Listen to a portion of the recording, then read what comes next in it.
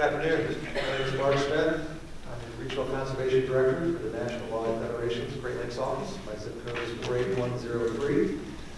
Today I'm here on behalf of over 4 million hunters and anglers, canoeists, kayakers, paddleboarders, and anyone who enjoys the outdoors.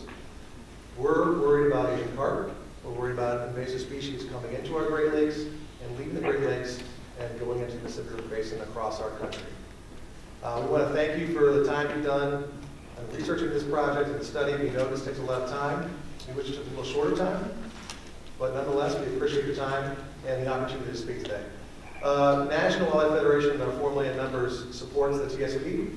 We feel that throwing all options at stopping this invasive species coming up to Great Lakes is the best course of the things that you have studied, but it's not enough.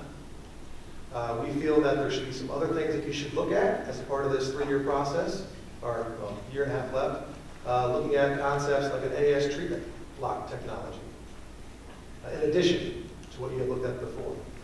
We feel that we have to throw everything at this species because the $7 billion commercial and sport fishing industry in the Great Lakes, the $15 billion boating industry are too important for people who live in the Great Lakes. If you don't live in the Great Lakes, you live in the Mississippi River Basin, you come to the Great Lakes and enjoy the resources that we have.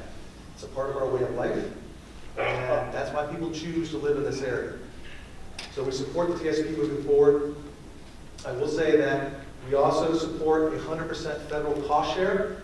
We know that there's been some reforms in WRDA that will try to get more local cost share, but we really need this to be 100% federal.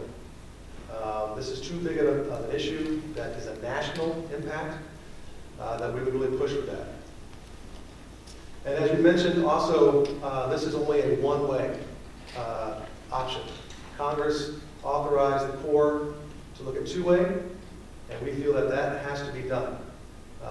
And we look at some of the control options that have been studied in Glimmers as option points to put in another barrier or some sort of control point to block invasives coming through Chicago, because this is a super highway we're dealing with of moving invasive species. We have zebra mussels as far as Utah, Nevada, coming through the Chicago Canal as a result. So we need to stop this two-way. Thank you for your time.